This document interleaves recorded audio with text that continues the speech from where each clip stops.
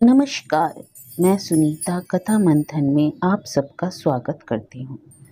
कथा मंथन में आज सुनिए अमरकांत जी की कहानी औरत का क्रोध। अमरकांत जी की अन्य कहानियाँ आपको हमारी प्लेलिस्ट से मिल जाएंगी, लिंक आपको आई बटन में मिल जाएगा। एक रिक्शे की खड़खड़ाहट बाहर दरवाजे के सामने रुकी। रमेश प्रसाद कोर्ट चले गए थे। सुबह हल्का कोहरा था जरूर, लेकिन चटक धूप और ठंड भी कुछ कम।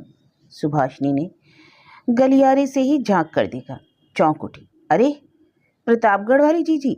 माथे की साड़ी आगे सरकाकर व्यस्तता पूर्वक वह तुलबुल चाल से बाहर पहुंच गई। जीजी बस से आ रही हैं। चरण स्पर्श के पश्चात अपनी बड़ी ननद को हाथ का सहारा देते हुए सुभाषिनी ने पूछा। सरस्वती गंभीर थी, एक होठ पर दूसरा होठ चिपका हुआ था। कुछ उखड़ी आवाज में बोली, अरे कैसी बात करती हो बहुरिया, बस से नहीं तो क्या हवाई जहाज से आऊंगी? सुभाषिनी ने एक फीकी मुस्कान के साथ चुप रहना ही उचित समझा।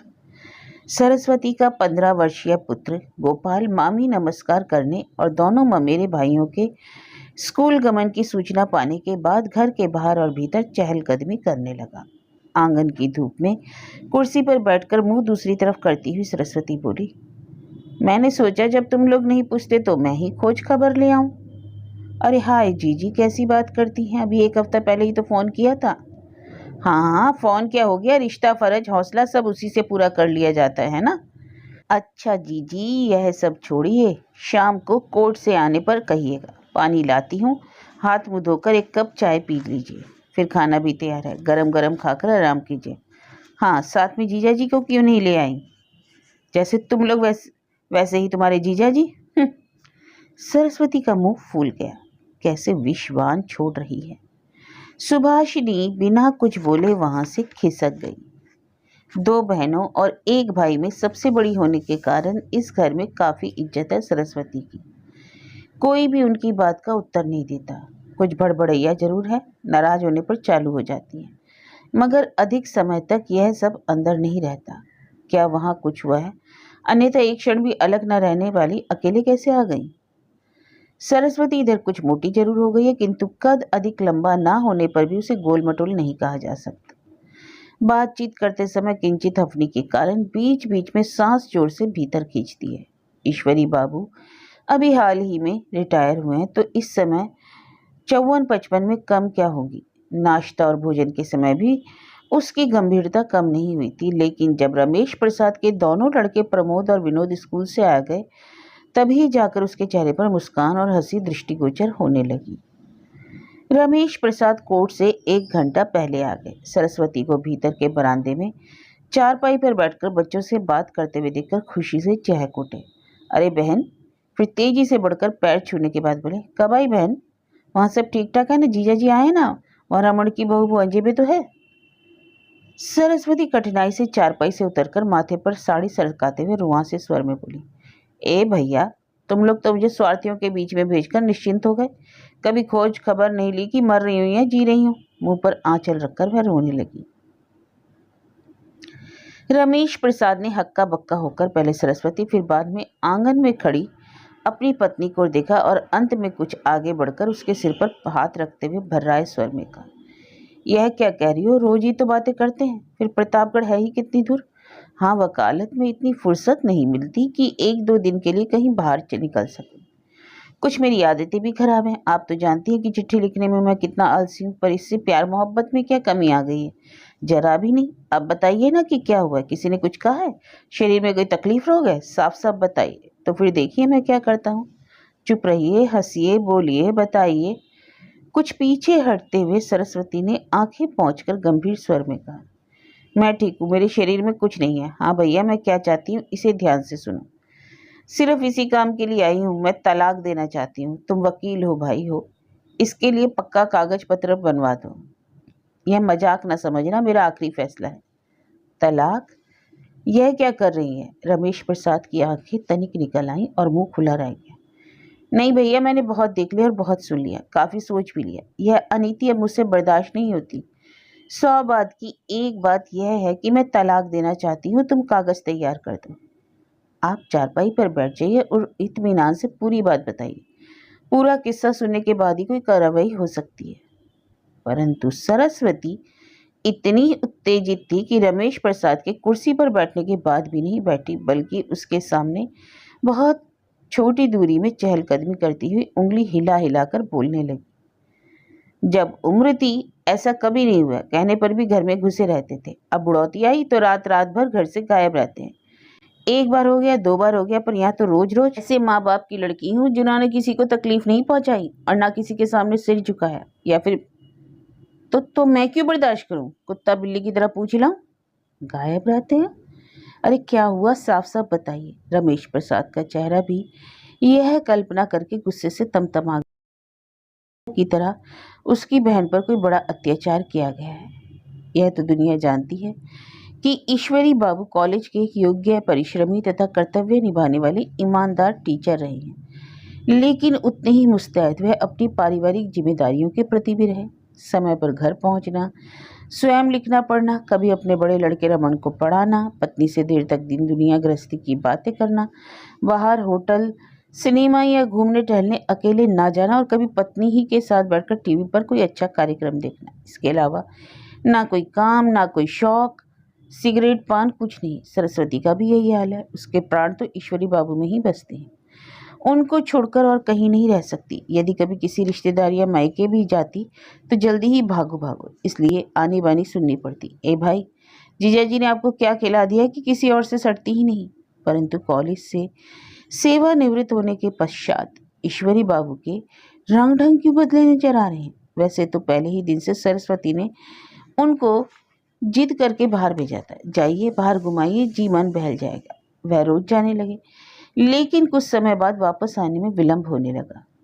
मैं बाहर जाने से कहाँ मना करती हूँ, पर भोजन के समय तक तो आ जाइए। समय से खाइए, समय से आराम कीजिए, नहीं तो तंदुरुस्ती पर खराब असर पड़ेगा। हाँ, एकदम तंदुरुस्त, एकदम दुरुस्त। सूरज बाबू के यहाँ कुछ अधिक ही गपशप हो गई। कल से ठीक 9 बजे हाजिर। लेकिन एक दिन ईश्वरी बाबू 11 बजे के बाद आए तो सरस्वती बिगड़ गई। क्या बात है, आपने तो हद कर दी। साफ साफ बताते क्यों नहीं? अभी तक कहाँ थे आप? मुझे तो बड़ी घबराहट हो रही है। तुमसे झूठ नहीं बोलूंगा, सूरज बाबू के यहाँ ही बैठा था। वहाँ बच्चू सिंह, राकेश शर्मा, बनारसी लाल आ जाते हैं। तुम तो सबको जानती ही नहीं हो, कॉलेज के ही टीचर साथी हैं। चाय के साथ कुछ गपशप होती है, फिर 2 हाथ ताश पर फ्लैश हो जाता है। आज कुछ देर हो गई। ताश? जुआ? सरस्वती का चेहरा तमतमा गया। अरे भाई, थोड़ा सा समय कट जाता है। हाँ, इतनी बैठक नहीं होनी चाहिए। कल से बंद, तुम्हारी कसम। आप बाहर जाइए, खूब मिलिए जुलिए, पर इस उम्र में यह फट जुआ क्यों? लोग क्या सोचेंगे? बच्चे भी?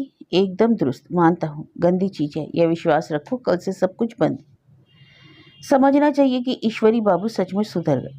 ठीक 9 बजे घर पहुंच जाते, परंतु एक दिन फिर देर हुई और 12 बज गए। सरस्वती कुर्सी पर बैठे उठ गए, दरवाजे को एक टक निहारती रही। रमन और बहू सो चुके थे। सन्नाटा साय साय बज रहा था। अचानक कोई किरकिराहट बोल उठी। सरस्वती किसी अपशकुन की आशंका से कांपी रही। अचानक दरवाजा खुला। ईश्वरी बाबू दबे पांव घुसे एक चोर की तरह कुशन खड़े सरस्वती को देखा, फिर झुककर पैर की चप्पल एक हाथ में ले ली और तेजी से सरस्वती के पास पहुंचकर दबी हुई गिड़गिड़ाती आवाज में बोले, सरस्वती ये चप्पल लो, इससे मेरे सिर पर जोर जोर से मारो। हाँ, 10, 20, 50 जितनी चाहे मारो सरस्वती, मैं तुम्हारा गुनहगार हूँ, मुझे दंड दो सरस्वती। सरस्वती त्वरित गति से खड़ी होकर उंगली हिलाती, नाक, आंख, भौं तथा मुंह चलाती अवश्य तीखी आवाज में बोली, क्या पूरक पाखंड कर रहे हो? आज ताश खेलते रहे, कल बड़े जुआरियों के साथ बैठेंगे, परसों शराब पीकर कोठे पर जाएंगे, बड़े सोजिया नहीं युधिष्ठिर बने हो। आज साफ साफ सुन लीजिए, मैं कोई द्रुपद की लड़की द्रौपदी नहीं, राम गरीब प्रसाद और फूलमती देवी की पुत्री हूँ। आपकी झूठी कसम खाते हुए जरा भी शर्म नहीं आई?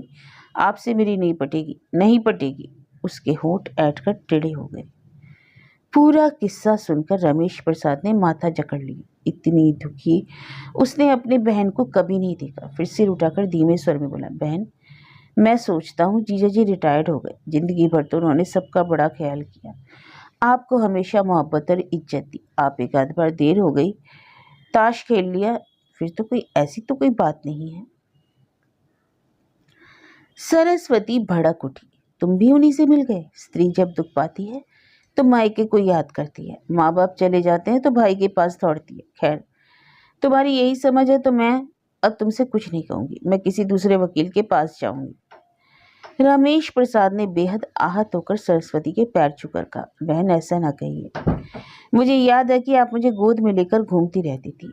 आपसे मुझे तो माँ जैसा प्यार मिला है। आपकी प्रतिष्ठा, आपका स्वाभिमान मुझे जान से भी प्यार है। आप शांति से बैठिए, हंसिए, बोलिए और देखिए, देखते रहिए कि मैं क्या करता हूँ। जब कचहरी की दौड़ लगानी पड़ेगी और जेल की रोटी तोड़नी पड़ेगी तो आटा दाल का भाव मालूम होगा। रमेश प्रसाद उस समय तक कुर्सी पर बैठे रहे तब जब तक सरस्वती मुस्कुराने नहीं लगी। बाद में सुभाषिनी पास आकर जमीन पर चौका मुका लेकर बैठ गई। चारपाई से लटकते हुए सरस्वती के पैरों को दबाती हुई बोली, जीजी खूब आराम कीजिए, खूब घूमिए फिरिए, जो खाना चाहती है बताइए, मैं बनाकर खिलाऊंगी। धन्यवाद मेरे कि आपकी सेवा का मौका मिला, यह तो आप ही का घर है। सरस्वती ने उसे एक क्षण घूरकर देखा और संक्षिप्त हंसी के साथ कहा, यह क्या कहने की बात है दुल्हन। वास्तव में अपने भाई का आश्वासन पाकर सरस्वती का कलेजा जुड़ा गया, जैसे सूखे धान में पानी। उसका शत विशत स्वाभिमान लौटकर हरा भरा हो गया। दूसरे दिन खुशी का माहौल था। रमेश प्रसाद मुकदमा ना होने से कचहरी नहीं गए। सबने एक साथ भोजन किया और बाद में आंगन की धूप में बैठकर शकरकंदी का सेवन किया और गन्ने की गंडेरियों की खूब चुसाई की। साथ में बातें भी होती रही, बचपन की शैतानियां, माँ बाप की विचित्र आदतें, बोली वचन तथा कुछ रिश्तेदारियों की हास्यास्पद हरकतों के संबंध में। सरस्वती बात बात पर खिलखिलाती रही। बीच में 2 बार उठकर बाथरूम गई और गलियारे में जाकर बाहर झांका भी। क्या ये बात है जीजी, कोई चीज चाहिए? बाहर क्या देख रही थी? बाहर देखना भी क्या मना है तुम्हारे राज में बहुरिया? अरे बाहर का पेड़ बड़ा हरा भरा है और गाजिन है, देखकर आंखों में ठंडक पहुंचती है दुल्हन। सरस्वती के स्वाभाविक विनोद भाव लौटने के एहसास से सभी में वैसी ही प्रवृत्ति का संक्रमण हुआ। ऐसा संवेद खिलखिलाहट का गुंजार हुआ कि तीनों बच्चे बाहर दौड़कर हो हो करते हुए उछलने कूदने लगे। दूसरे दिन रमेश प्रसाद को कोर्ट तो जाना ही था। वह काफी गंभीर थे और सरस्वती से भी आंखें बचा रहे थे। हाँ, वह कोई फालतू बात नहीं करना चाहते और अपने काम द्वारा ही दिए गए वचन को प्रमाणित करना जरूरी समझते थे, परंतु सरस्वती ने भी उसका कोई उल्लेख नहीं किया। वह खूब खुश थी और चह चह बोलती रही थी। उसने बच्चों को पास बिठाकर चतुर सियार की कहानी भी सुनाई। 2-3 बार भेड़ को झांकने गलियारे में गई और शाम को रमेश प्रसाद के लौटने के पूर्व अपने लड़के गोपाल को डांटा भी, बेटा तुम बहुत खेल रहे हो, किताबें ले आए तो कुछ देर पढ़ते क्यों नहीं? बड़े दिन की लंबी छुट्टी है तो उसका एकदम बर्बाद तो ना करो। अगले दिन सुबह कोहरा था और धूप निकलने में 12 बज गए। वैसे ही खुशी खुशी दिन बीता। आज तय था कि शाम को सभी सिविल लाइंस चलकर चाट और डोसे खाएंगे कॉफी के साथ, लेकिन रमेश प्रसाद को आने में देर हो गई। प्रोग्राम अगले दिन के लिए टल गया। इस पर गोपाल जिद करने लगा कि कहीं और चलो। सरस्वती को काफी गुस्सा आ गया, चिल्लाकर बोली, शरारत करोगे? दिन भर घूमता रहता है, पढ़ता लिखता कुछ नहीं। इतना कहकर उसने हल्की चपत भी लगा दी। गोपाल तन गया और आंखें निकालकर गुर्राया, तुम ही तो पापा से लड़कर मुझे जबरदस्ती ले आई थी, जाइए मैं नहीं पढ़ूंगा। दूसरे दिन सवेरे से ही चाट के प्रोग्राम की तैयारी होने लगी। लड़के खूब खुश थे मगर सरस्वती कुछ गंभीर थी। अचानक सुभाषिनी ने देखा कि सरस्वती गलियारे में खड़ी आंचल से मुंह ढककर रो सिसक रही है। वह दौड़ी दौड़ी गई। यह क्या जीजी, तबीयत खराब है? संकोच ना कीजिए, इसी मोहल्ले में बड़े अच्छे डॉक्टर रहते हैं, मैं लेकर चलती हूँ। उन्हें भी फोन करके बुला लूंगी, चलिए आराम कीजिए। नहीं दुल्हन, मैं ठीक हूँ, मुझे रमन की याद आ गई थी। वह और सिसकने लगी। अरे जीजी, रमन और बहू तो ठीक है ना? जब मैं चली थी तो रमन के सिर में जोर का दर्द था। शाम को कोर्ट से आने पर सुभाषिनी ने रमेश प्रसाद को सब कुछ बताया। वह सिर झुकाकर कुछ देर सोचते रहे, फिर सरस्वती के पास जाकर बोले, बहन आप तैयार हो जाइए, हम सब प्रतापगढ़ चलेंगे। सभी रमन और बहू को देखे काफी समय हो गया था। मैं गोपाल के साथ चली जाऊंगी भैया। वाह, रमन मेरा भी तो सगा भांजा है, हम सब चलेंगे अभी।